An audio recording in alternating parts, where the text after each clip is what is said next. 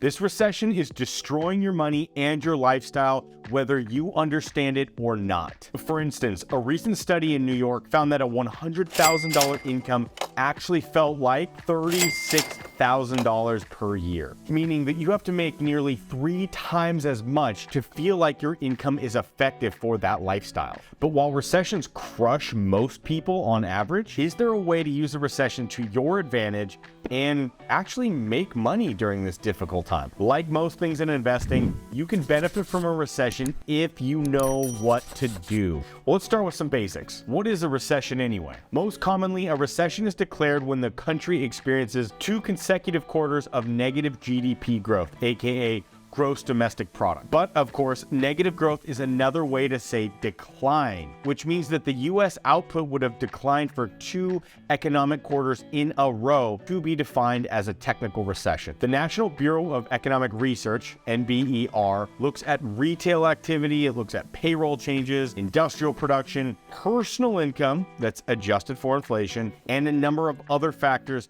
to decide whether the economy is contracting or it's actually growing on the GDP basis. Now, it's important to know that the NBER won't explicitly state that 2 quarters of decline equate to a recession, but they do say that the drop should be spread across the economy and endure for several months. Part of the problem in getting a decisive answer about what a recession is that the Federal Reserve measures to actually combat this inflation and unemployment aren't instantaneous. They actually take time to take effect. So if the Fed raises interest rates this month, as it likely will again, then the effect of that action may not be noticeable for some other time down the road. Other factors may have changed by then in the economy, so there's nothing exact about that economic science. So what does this mean? This means that the Fed essentially balances on a high wire, trying to cool down the economy when the inflation is too high on one side, as it is right now, but not too much or too fast on the other side, which could lead to a major recession. Jerome Powell, the chairman of the Federal Reserve, reported that tightening, aka increasing interest rates to slow down the money supply, is not finished, likely not by a long shot, although it does appear to be working, at least in the short term. So, is a recession always bad though? Well, for most people, a recession is a very adverse event. One of the most significant impacts of recession is typically rising unemployment. This affects a lot of people, and it's actually a vicious cycle when you understand the dynamics. First, demand drops in an industry. Then companies lay off workers when that demand drops. Then those people who just got laid off and other people end up reducing spending because there's concerns that there may be more layoffs or they don't have that income at that moment in time. In addition, people who lose their jobs may also then lose their medical insurance, which is one example of causing additional economic issues to add to the situation and making it worse. And to make the situation even more worse, especially for those that just lost their job and are still unemployed, all costs typically rise in recessionary environments, especially when there's heavy inflation involved. This in turn, as we know, decreases the purchasing power of every single dollar, meaning everything that you have in savings, everything that you're about to buy goes up, meaning everything that you have in savings goes down in value, and everything that you're about to buy goes up in pricing. On top of that, borrowing becomes much more costly if the Fed is raising interest rates to try and slow down inflation. Most credit cards, for example, have variable interest rates, meaning using your credit card for necessities or emergencies will cost you much more if you're carrying a balance. So what exactly is the good news in all of this? Well, the good news is that you may be able to actually benefit from a recession if you know what to do, like we said. So for instance, when the stock market drops, that doesn't necessarily mean it's time to cash out. Most of the time, that's quite the contrary. Buying low and selling high is the most commonly invoked adage about investing for a good reason. That's how you make the most money, especially in the stock market. However, if you panic because stocks are dropping and you sell at the absolute worst time and you get a loss out of that, then you may surrender a potential gain that you could have obtained by just being patient and letting the market work on its own. The same concept applies to real estate. And it's how I actually made my first big break into the real estate industry. When I was just getting out of college, it was the dead center middle of the Great Recession financial crisis. And the sky felt like it was falling everywhere. Everywhere you looked, there was market devastation. but I knew that I wanted to be in real estate someday. And I had done enough research to realize that the pricing of the real estate market was extremely low at that time. What does that mean? That meant there were huge opportunities to invest for those that did have the money at that difficult economic time. And while most people were having a really rough time during the Great Recession, including me, by the way, I did know that not everyone was broke at that time. Someone had to have money, which means someone had to have that opportunity to put that money and those deals together and to make themselves and investors a lot of money off that opportunity. So what did I do? I worked with friends and family to take advantage of the market how it was at that time. And even today, we still have some of those assets over a decade later, and they've been extremely successful for us. So the number one thing in downturn recession investing is timing. And that means both personal and market timing. Now, if you're close to retirement and you're expecting to need to cash out those stock investments during a recession, the advice to be patient may just add to your frustrations in that moment. But it actually doesn't mean that it's bad advice. In fact, that might be the best advice. For example, following the 2008 Great Recession that we just talked about, when the S&P lost almost half of its value, it recovered that in about 2 years. Now, does that mean that everybody recouped their losses? No, actually far from it. But the market overall regained its health pretty quickly. Similarly, although the stock market contracted around 30% just as recently as February 2020 during the initial COVID-19 spread, and all the subsequent business interruptions and closures after that, it did recover its value within about 6 months. So using the same idea, you can also improve your personal returns by investing carefully during recessionary periods. Like the advice you heard, buying the dip is actually good advice on a big scale, and it makes sense in this context. Like you may have heard many times, buying the dip might be amazing advice if your timing is correct.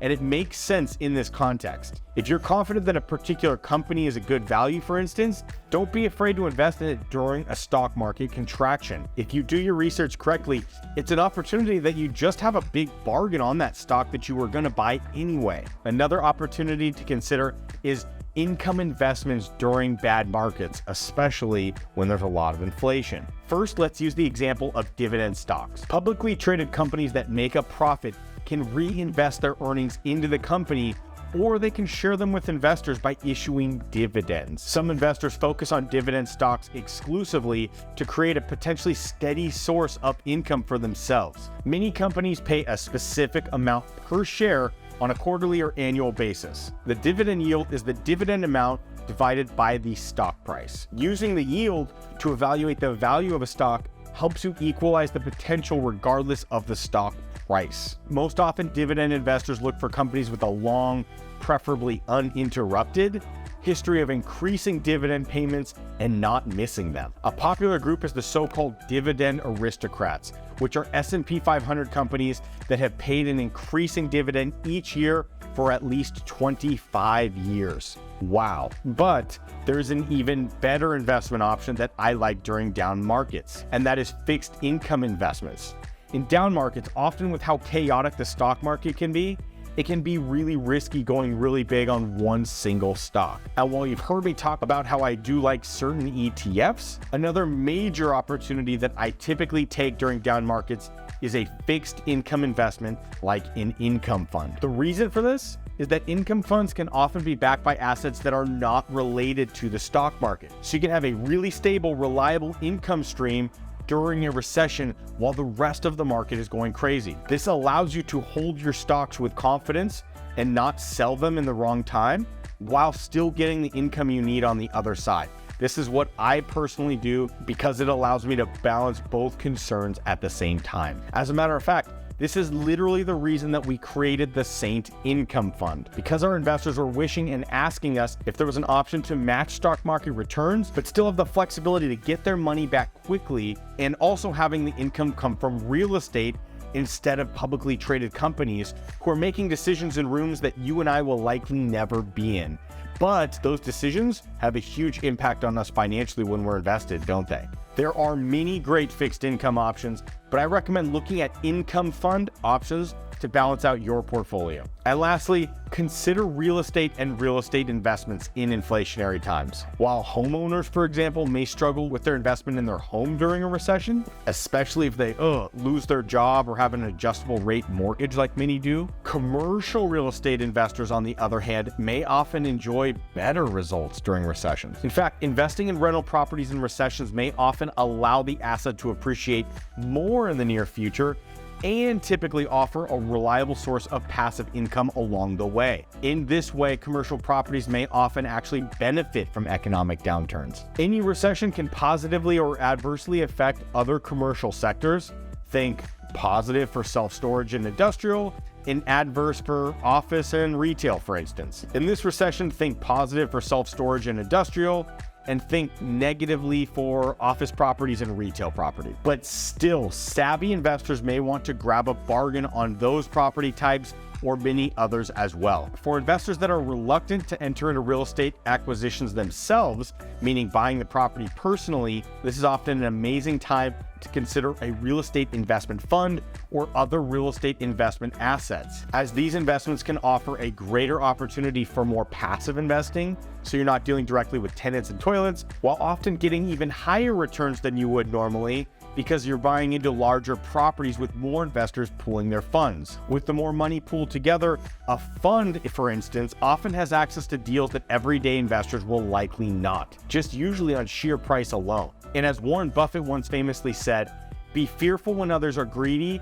and greedy when others are fearful. When fearful investors shy away from things like real estate investments, that might be the right time to jump in if you're taking Uncle Warren's advice. If you are considering some investment options and you're in the position to do so in this environment, I recommend looking into our own Saint Income Fund, which at the time of this video has actually been beating the stock market while being 100% real estate backed and offering a steady stream of reliable income. I'm going to put a link in the description below so that if you're interested to check out what we're doing or even learn from what we're doing, just as an example, that you can check out the Saint Income Fund right now. Also, in this environment, it's extremely important to understand the long-term economic factors that are at work today. We recently had a huge presentation drilling down into inflation and how we could be looking at over a decade of inflation ahead due to many factors. Hit the link next to me now to learn about the economy we're in and where the economy may be heading in the future. Decade of inflation ahead, how to navigate this, how to manage your portfolio and invest through this. And something really interesting happened is while we were going through this, the understanding is that most people, most news outlets, most investors, especially on the retail side or earlier investors, don't understand what the biggest headwinds are or crosswinds and drivers behind different economic forces, etc.